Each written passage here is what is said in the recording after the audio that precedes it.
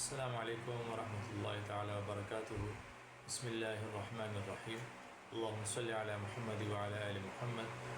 کما صلیت علی ابراہیم وعلی آل ابراہیم انک حمید مجید۔ اللہم بارک علی محمد وعلی آل محمد کما بارکت علی ابراہیم وعلی آل ابراہیم انک حمید مجید۔ قال النبی صلی اللہ تعالی علیہ وسلم من اعتکف ایمانا و احتسابا غفر له ما تقدم من ذنبه، اور كما قال النبی صلی اللہ تعالی علیہ وسلم، حضور پاک صلی اللہ تعالی علیہ وسلم نے ارشاد فرمایا کہ جس شخص نے اللہ کی رضا کے لیے اعتکاف کیا ایمان کی حالت میں،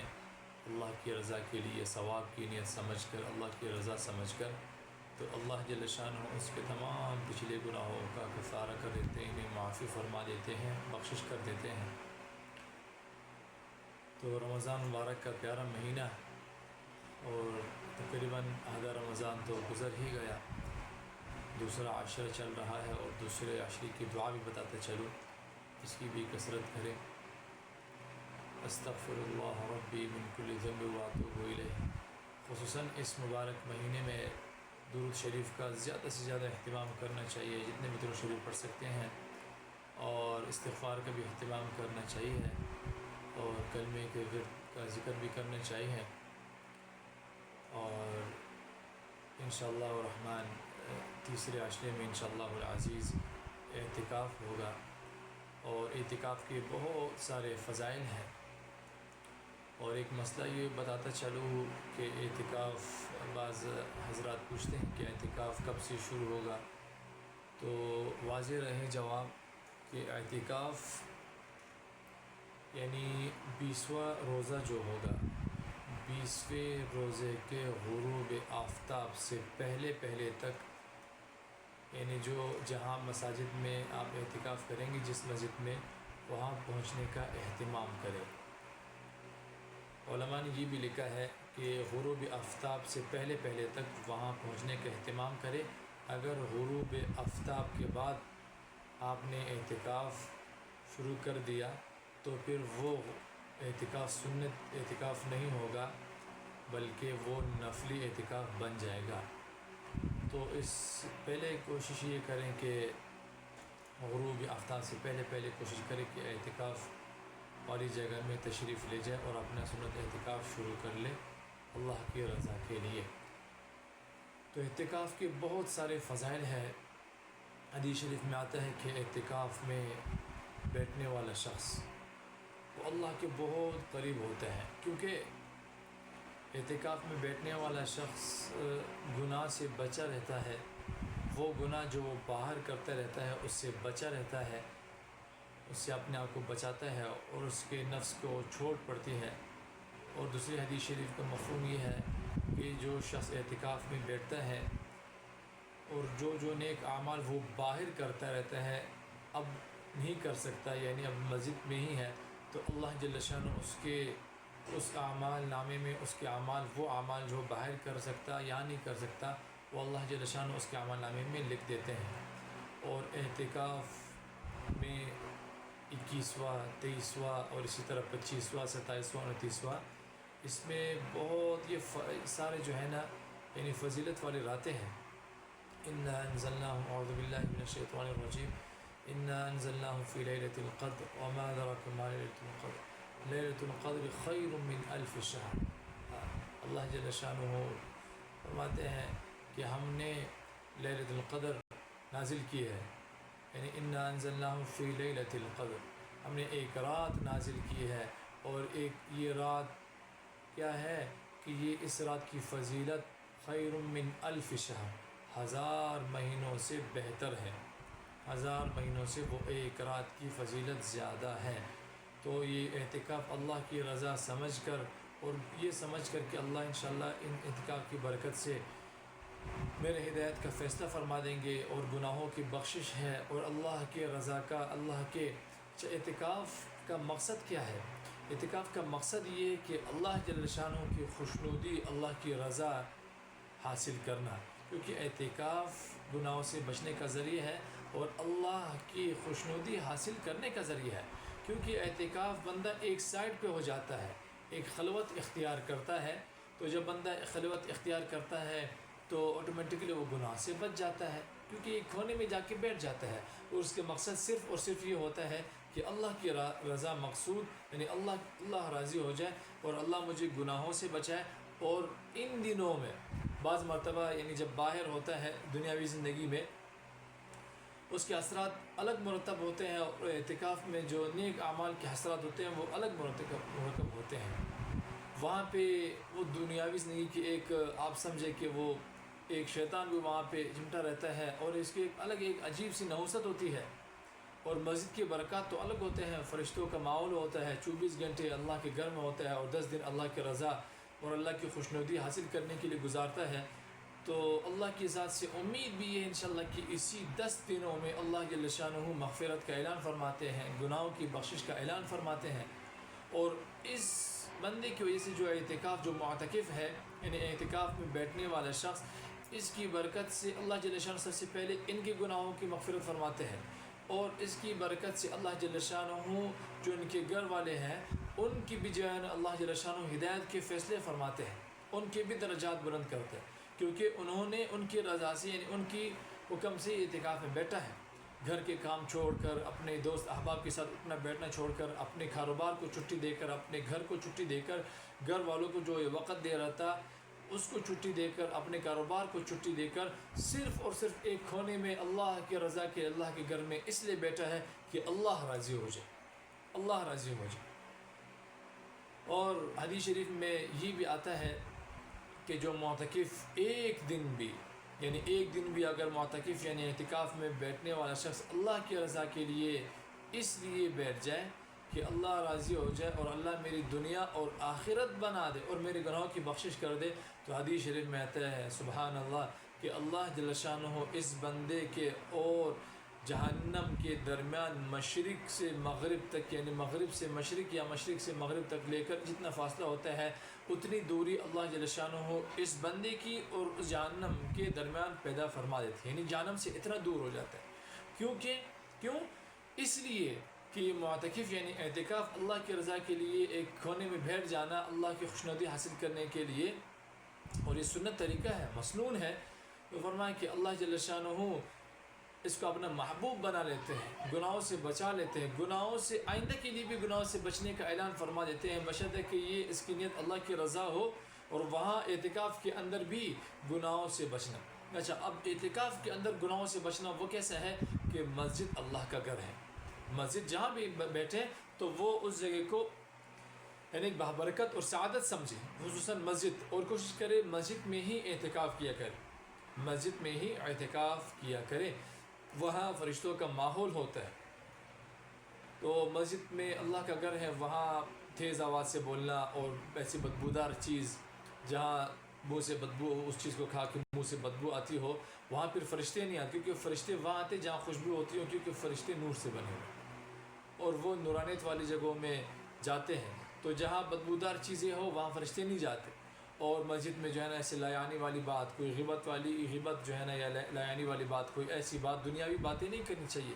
دنیاوی باتیں نہیں کرنی چاہیے، غیبت سے اپنے آپ کو بچانا چاہیے، اپنا سارا وقت تصرف۔ اچھا، یہ معتکف کی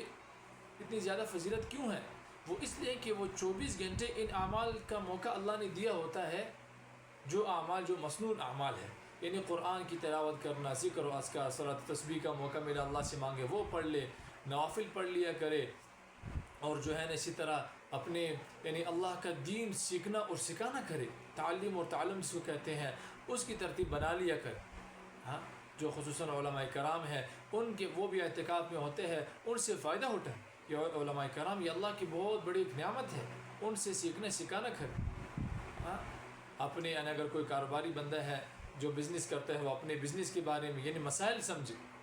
نیت یہ کہ اللہ راضی ہو جائے۔ اب یہ مسائل سمجھنا یہ بھی جو ہے نا جہاد کے برابر وہ ثواب ہے۔ اور دوسری ایک حدیث شریف میں نے پڑھا، وہاں یہ آپ علیہ السلام نے ارشاد فرمایا کہ معتکف بندہ جو اللہ کے لیے اعتکاف کرتا ہے 2 حج اور 2 عمرے مقبول کا ثواب ملتا ہے، کیونکہ یہ بندہ وہاں بھی اللہ کی یعنی رضا اور اللہ کی خوشنودی مقصود ہوتی ہے، اور گناہوں سے بچنا اور اپنے نفس کو یعنی دبانا اور مجاہدہ کرنا مقصود ہوتا ہے۔ یہاں بھی ایسے ہے، 10 دن یہ سب کچھ چھوڑ دیتا ہے، سب کچھ اللہ چھوڑ دیتا ہے اللہ کی رضا کے لیے. تو کوشش یہ کرے کہ اپنے بچوں کو، اپنے دوست احباب کو، اپنے گھر والوں کو، اور خود بھی کوشش کرے کہ اعتکاف نکال لیا کرے. اس 10 دن میں جو ہے نا ہر چیز کی چھٹی دے دے، ہر چیز کی، کھیل کود کی، دکانوں کی، اپنے کاروبار کی، اپنے گھر، ہر چیز کی جو ہے نا چھٹی دے کے اللہ کی رضا کے لیے اعتکاف میں بیٹھے. اور حدیث شریف میں آتا ہے کہ آپ علیہ السلام نے کبھی اعتکاف کو چھوڑا نہیں، اور آپ علیہ السلام نے ہمیشہ اعتکاف کو جو ہے نا سنت اعتکاف اس کو کیا ہے. اور آپ علیہ السلام پورے مہینے جو ہے نا اعتکاف میں تشریف فرماتے، اور خصوصاً آخری عاشرے میں، کیونکہ آخری عاشرے میں جو ہے نا علماء کرام فرماتے ہیں جو لیلۃ القدر ہے وہ آخری راتوں میں جو ہے نا حدیث شریف میں آتا ہے کہ لیلۃ القدر کو، یعنی قدر کی رات لیلۃ القدر کو آخری راتوں میں جو طاق راتیں ہیں اس میں تلاش کیا کرو. اب یہ کسی کو معلوم نہیں ہے کہ لیلۃ القدر کی رات جو ہے نا اصل رات جو ہے وہ کون سی ہے. اصل سے مراد جو آپ علیہ السلام نے، جو اللہ نے فضیلت بتائی ہے، جو 1000 مہینوں سے بہتر، وہ کون سی ہے وہ کسی کو پتہ. تو اس لیے آخری عشرے کے اعتکاف نکال لیا کرے اور تمام راتوں میں عبادت کیا کرے، خصوصاً طاق راتوں میں. اس میں تھوڑا آرام بھی کر لیا کرے، اور جو ہے نا یعنی ان میں لیلۃ القدر کو تلاش کیا کر، اللہ سے رو رو کے دعا مانگے، اور قرآن مجید کی تلاوت کرے، اور جو ہے نا جتنے بھی ہو سکے نوافل پڑھ لیا کرے، اور دعا کے خصوصاً اہتمام کیا کرے. یہ قبولیت کی راتیں ہوتی ہیں، قبولیت کا مہینہ ہے، قبولیت کی دن ہے اور رات ہے، اور قبولیت کی گھڑیاں اور اوقات ہوتے ہیں. اور حضور پاک صلی اللہ علیہ وسلم قربان جواب علیہ السلام پہ، میرے ماں باپ کو قربان ہو جائے، فدا کا ابی و امی، آپ علیہ السلام نے آخری اعتکاف 20 دنوں کا نکالا. اور علماء کرام فرماتے ہیں اس بارے میں کہ آپ علیہ السلام نے جو 20 دن کا اعتکاف کیا، آخری اعتکاف، وہ اس لیے کہ اللہ جل شانہ نے وحی کے ذریعے الہامی طور پر اللہ جل شانہ نے آپ علیہ السلام کو بتا دیا تھا کہ آپ علیہ السلام نے اس دنیا سے رخصت ہونا ہے.